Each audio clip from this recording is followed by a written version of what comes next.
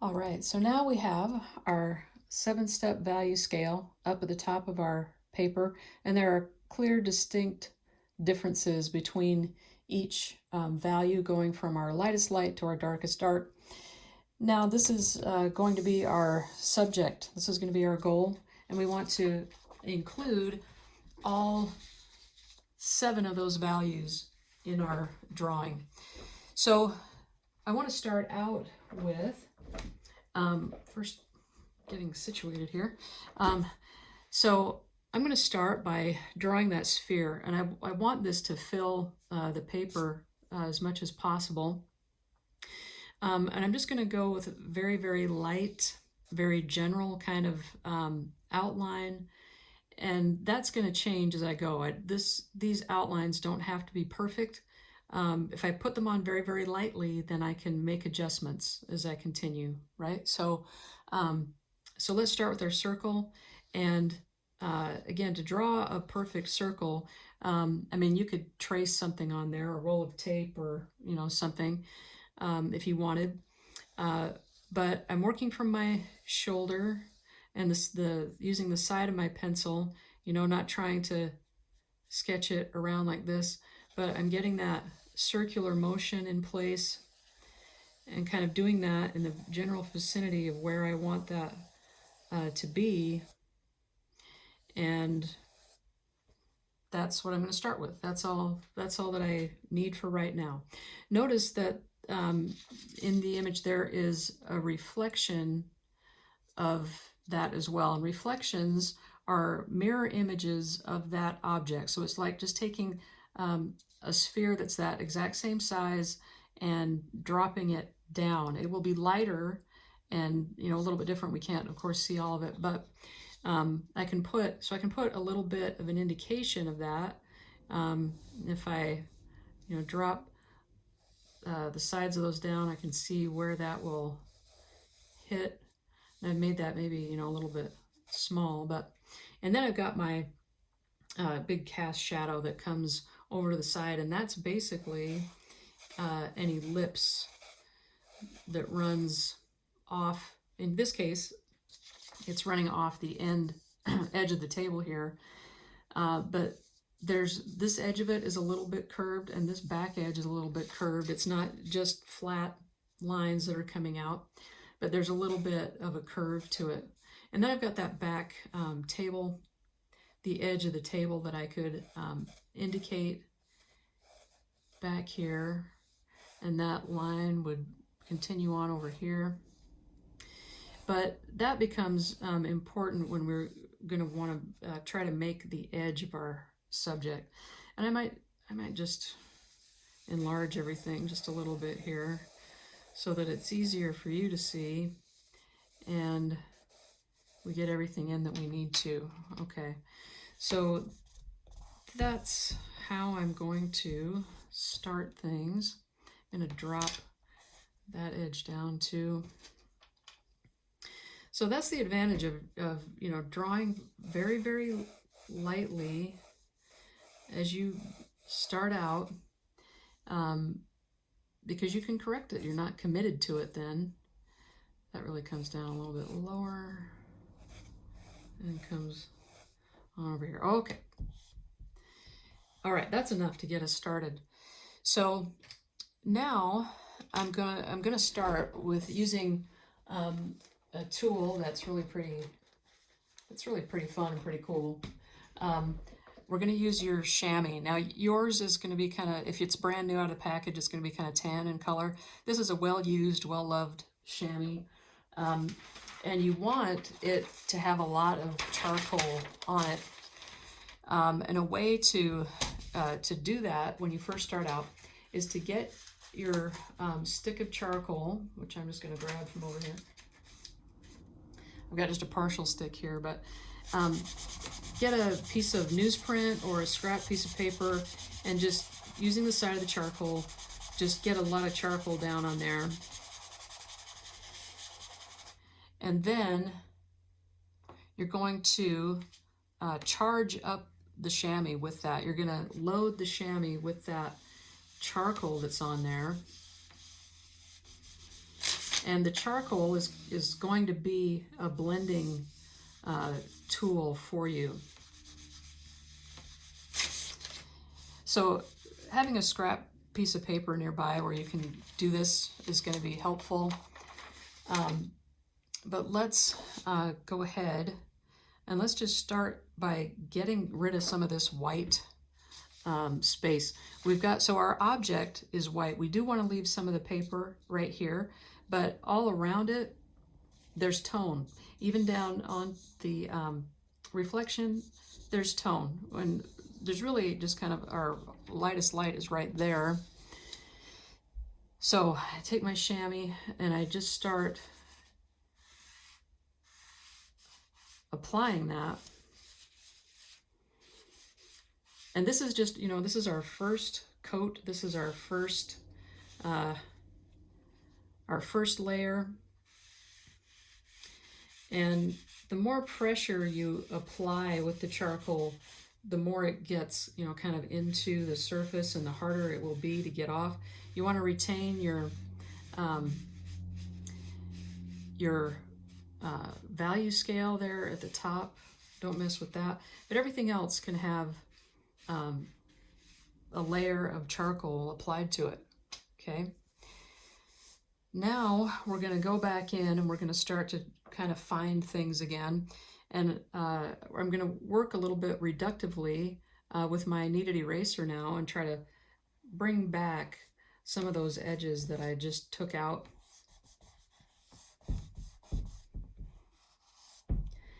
This can be a really cool way to work, a really fun way to work. It's kind of magical. It always seems kind of magical to me. You just start pulling the charcoal off and you start to make edges. We don't want to see any lines here this time. We've been focusing a lot on line. Now we want edges. We want to make edges. We want that, I can bring that reflection back in a little bit. Pulling that out.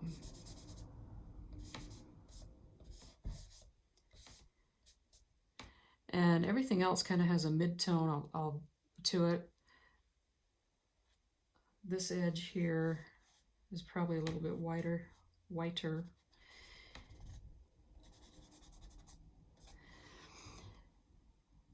So now I can start to add some darker darks. And with the tools that you've got, again, in our reference, our darkest darks are here, creating this edge right here. That's going to, I hate to use this term, but pop that forward. We want this to be dark over here. We've got darkest darks in our cast shadow and in our core shadow. So we want to be mindful of that and include all those elements of shadow in this drawing. The darkest part is probably right here where the reflection overlaps the cast shadow and where the subject meets the surface. That's where the light really cannot get to. So we want to start searching in our reference for where our darkest darks are and start maybe coming in with some big surfaces of charcoal to get those established. So I can start to just, with some very broad kinds of strokes, put those in. Again, establishing that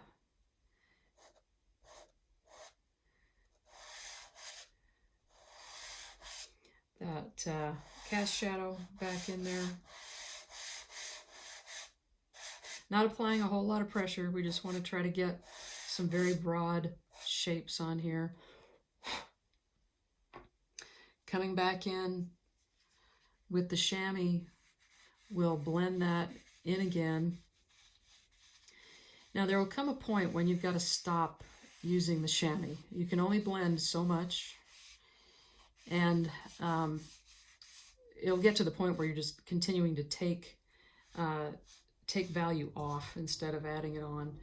But for these first, broad applications of value, the chamois can be very, very helpful to get those in.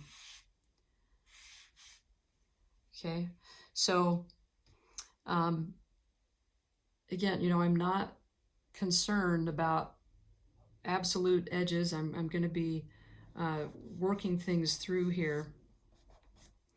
Now I'm going to come in with my pencil, and I can be a little bit more controlled, but I'm still using the broad side of it, because I've got this dark that comes here to establish this edge, and then it shifts to where the darkest dark is on the subject instead of in the background. And so that's what's going to pull this edge out for me to see, for the world to see.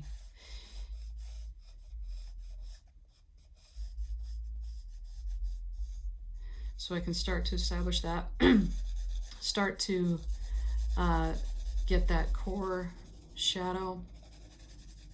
But there's reflected light down here, but there is value on that.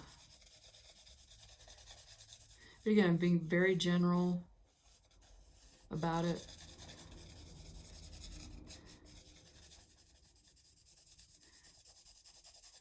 Maybe I can apply a little bit more pressure to get that core shadow established, but it is very dark down here, and then it gets very dark.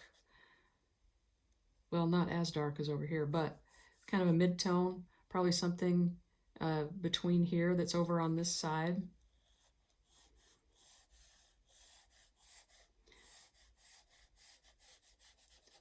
And I've also got this edge that's over here. And I can use my mask or my Frisket again to help establishing that. It's a little bit darker underneath than above. So I'm gonna, hopefully I've got enough on here.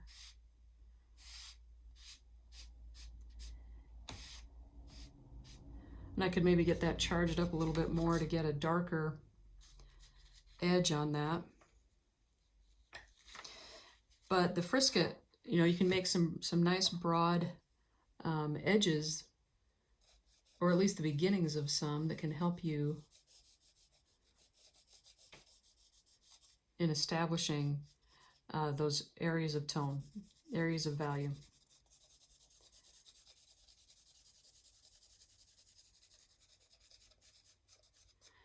And this, again, is pretty, maybe some hatching and cross hatching of that. And again, as we get under here, I might put a piece of paper down to lay my hand on so I don't completely smudge out everything. But I've got the darkest dark that's right underneath here, and a pretty distinct shape that forms where the cast shadow is overlapped by that reflection, and it gives me this very distinct dark shape right in here. And then that continues up in there.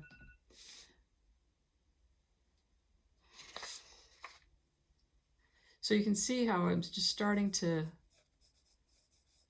be pretty general and just build things up kind of layer by layer. Charcoal and graphite are all about layering. So I'll work a little bit more and then we'll come back and continue.